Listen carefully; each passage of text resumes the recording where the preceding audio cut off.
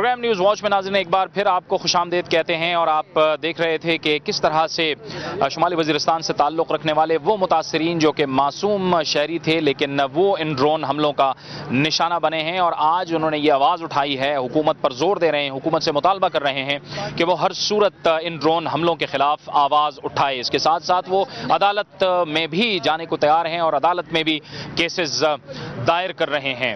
بین الاقوامی قوانین کیا کہتے ہیں ان ڈرون حملوں سے، اور جب ہم بات یہ کرتے ہیں کہ ان ڈرون حملوں سے ملک کی سالمیت کو نقصان پہنچتا ہے، اس کا کیا مطلب ہے، اسی بارے میں ہم بات کریں گے، اور اس کے لیے ہمیں جوائن کیا ہے ٹیلی فون لائن پر بین الاقوامی قوانین کے ماہر جناب احمر بلال صوفی نے۔ بہت بہت شکریہ احمر بلال صوفی صاحب۔ سب سے پہلے تو یہ فرمائیے گا کہ یہ جو ڈرون حملے ہیں یہ ظاہر ہے کہ ملکی سالمیت اور ملک کی سوورنٹی کے خلاف ہیں، یہ کیا ہے، ان کی بین الاقوامی حیثیت کیا ہے ان ڈرون حملوں کی؟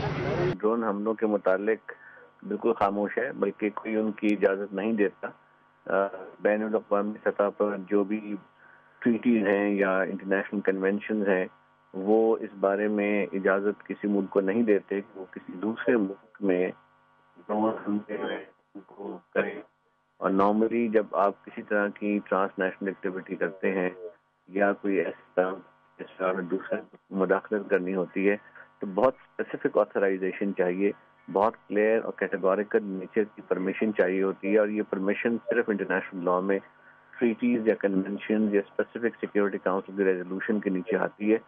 ڈرون اٹیکس کے معاملے میں ایسی کوئی ریزولوشن موجود نہیں ہے، ایسا کوئی اجازت نہیں ہے، اور نہ ہی کسی ٹریٹی یا کنونشن میں اس کی کوئی باقاعدہ پرمیشن اویلیبل ہے۔ جہاں تک اس کے استعمال کا تعلق ہے، یہ بیسیکلی ایک ویپن آف اسیسینیشن کے طور پہ لیا جاتا ہے، اور تمام ویپن جو ہیں وہ صرف آرم کانفلکٹ میں استعمال ہوتے ہیں، جبکہ یہ ویپن جو ہے نان انٹرنیشنل آرم کانفلکٹ یا کی انوائرمنٹ نہیں ہے تو بھی وہاں استعمال ہو رہا ہے۔ صرف ایک صورت اس کے استعمال کو دیکھ سکتا ہے کہ اس کی لیگل بیس ہے، اور وہ جب وہ خود جہاں اس کا استعمال مقصود ہے اس کو استعمال کرنا چاہے۔ اگر اس ملک کی آفیشیل رضامندی شامل نہیں ہوتی تو پھر اس صورت میں اس کا استعمال جو ہے وہ بین الاقوامی قانون کے تقاضوں سے ہم آہنگ نہیں ہے۔ اسی حوالے سے اس پر بہت ڈبیٹ جاری ہے، اور پاکستان کی کیس اسٹڈی کو دیا جا رہا ہے۔ دنیا بھر کے جو اہم لیگل انسٹیٹیوٹس ہیں اس پہ اس پہ ریسرچ ہو رہی ہے، اور اس پر بین الاقوامی قانون کے ایکسپرٹ جو اس پہ کام کر رہے ہیں، لیکن ابھی تک سب کا جو جنرل کنسنسس ہے وہ یہ ہے کہ انٹرنیشنل لا کے نیچے کسی دوسرے ملک میں ڈرون کا استعمال قانون کے نظر میں درست نہیں ہے۔ بہت بہت شکریہ احمر بلال صوفی۔ بین الاقوامی قوانین کی روشنی میں ہمیں بتا رہے تھے کہ ڈرون حملوں کی حیثیت کیا ہے قانون کے اندر، بین الاقوامی قانون کے اندر۔ اس وقت ہمارے ساتھ موجود ہیں ISI کے سابق سربراہ اور دفاعی تجزیہ کار جناب لیفٹیننٹ جنرل ریٹائرڈ حمید گل۔ جنرل صاحب بھی تشریف لائے ہیں اس احتجاج میں اور اس کیمپ میں شرکت کرنے کے لیے۔ جنرل صاحب السلام علیکم۔ وعلیکم السلام۔ جنرل صاحب دیکھ رہے ہیں آپ کہ آج یہ لوگ باہر نکل آئے ہیں اور اب انہوں نے آواز اٹھائی ہے، اور یہ پاکستانی قیادت کو، پاکستانی حکمرانوں کو سے یہ مطالبہ کر رہے ہیں کہ آپ اٹھیں اور اس کے خلاف اب کوئی دو ٹوک پالیسی اپنائیں۔ جی ہاں، بالکل یہ درست ہے۔ میں تو بہت عرصے سے یہ کر رہا ہوں بات، اور یاد ہوگا آپ کو کہ میں نے تو چینا گئی کا جو اٹیک ہوا تھا 30 اکتوبر 2006 کو، اس کے بعد میں ریٹ پٹیشن لے کے گیا تھا ایک سپریم کورٹ کے پاس۔ بدقسمتی سے سپریم کورٹ نے اس وقت اتنا سیریس نوٹس اس کا نہ لیا، اور 5 مارچ کو افتخار چودھری صاحب کی سربراہی میں جو 7 ممبر بینچ تھا اس نے اس کو رول آؤٹ کر دیا اور مجھے میری پٹیشن کو خارج کر دیا۔ لیکن میں نے اس وقت بھی یہ ان کو کہا کہ یہ اس کے نتائج بہت برے نکلیں گے۔ وہی ہوا کہ پھر اس کے بعد خودکش حملوں کا سلسلہ شروع ہو گیا۔ یہ پہلا خودکش حملہ جو ہے 2006 اکتوبر کے بعد ہوا، نومبر میں ہوا، تو اس کے بعد یہ جو ہمیں اس کی قیمت ادا کرنی پڑ رہی ہے یہ ڈرون حملوں کی۔ وہ اکسانا چاہتے تھے، ان ٹرائبز مین کے اندر ایک بدلہ لینے کا ایک جذبہ ہوتا ہے، روایت ہے ان کی، تو چنانچہ انہوں نے اس کو ایکسپلائٹ کیا اس جذبے کو، اور پھر ان کو آپ کو پتہ ہے وکی لیکس میں اب آ گیا ہے، ہتھیار بھی فراہم کیے، وسائل بھی دیے تاکہ وہ چڑھ دوڑیں پاکستان کے اوپر۔ پاکستان کو یہ ان کے اوپر حملے نہیں ہیں، یہ پاکستان کے اوپر حملے ہیں۔ کیوں نہیں ہم سمجھتے اس بات کو؟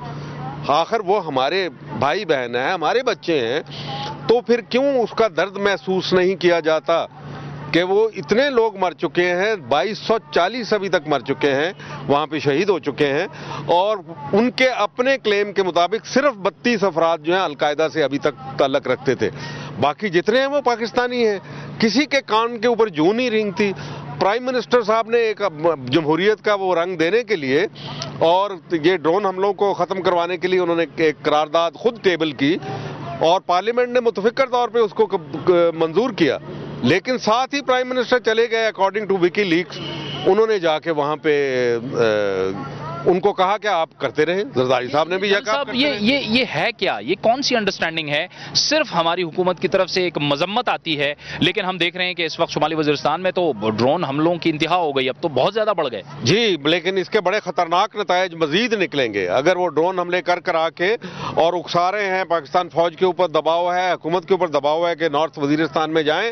میں آپ کو یہ آج میرے گواہ رہے ہیں آپ کے ٹی وی چینل کہ میں بتا رہا ہوں کہ اگر نارتھ وزیرستان کے اندر حملہ کیا تو پھر پاکستان کو کوئی تباہی سے نہیں بچا سکے گا، ایک بہت لا امتناعی سلسلہ شروع ہو جائے گا، اور پھر وہ ہمیں خانہ جنگی میں دھکیلنا چاہتے ہیں۔ خدا کے واسطے اس بات کو سمجھے، اور مستقبل کے افغانستان کے ساتھ ہمارے جو تعلقات ہوں گے وہ ہمیشہ کے لیے پھر ناخوشگوار ہوں گے۔ جیسے ابھی تو بھارت کو نہیں سنبھال رہے، پھر افغانستان بھی پشت پہ ہم کو سنبھالنا پڑا تو بڑا مسئلہ ہو جائے گا۔ میں یہ مطالبہ کرتا ہوں آپ کے چینل کے تھرو، میں پہلے بھی اخبار میں کہہ چاہوں گا، ابھی میں نے ایڈریس میں بھی یہ بات کی ہے کہ وزیر اعظم صاحب اس کی ایکسپلینیشن دیں، پارلیمنٹ کے ساتھ کیوں جھوٹ بولا انہوں نے، قوم کو کیوں دھوکہ دیا، اور اگر انہوں نے دھوکہ دیا اس کا ایکسپلینیشن نہیں ٹھیک آتی ہے تو استعفیٰ دیں۔ یہ جمہوری روایت ہے۔ اگر جمہوریت کے راگ الاپتے رہیں گے آپ کے بچے مرتے رہیں گے، آپ کے عورتیں مرتے رہیں گی، آپ مکان تباہ ہوتے رہیں گے، آپ کے نوجوان شہید ہوتے رہیں گے، اور آپ جھوٹ بولتے رہیں گے قوم کے ساتھ، تو یہ کون سی جمہوریت ہے؟ کس کی بات کر رہے ہیں جنرل صاحب یہ کہتے ہیں پارلیمنٹ آزاد ہے، پارلیمنٹ میں تو انہی ڈرون حملوں کے خلاف متفقہ قرارداد بھی پاس ہو چکی ہے۔ گزارش ہے، میں یہی تو بات کر رہا ہوں، لیکن جب وہ متفقہ قرارداد منظور کروا رہے تھے اسی وقت وہ جا کے امریکہ کو کہہ رہے تھے کہ آپ کام کرتے رہیں، اور زرداری صاحب جو ہمارے پریزیڈنٹ ہیں، جو ہائیسٹ آفس ہولڈر ہیں، وہ بھی یہ بات کر انہوں نے کی ہے۔ اب تو ساری ریکارڈ پہ خود امریکہ نے یہ ساری چیز ریویل کر دی ہے، اب تو کوئی چیز جو ہے وہ چھپی نہیں رہ گئی، خفیہ نہیں رہ گئی۔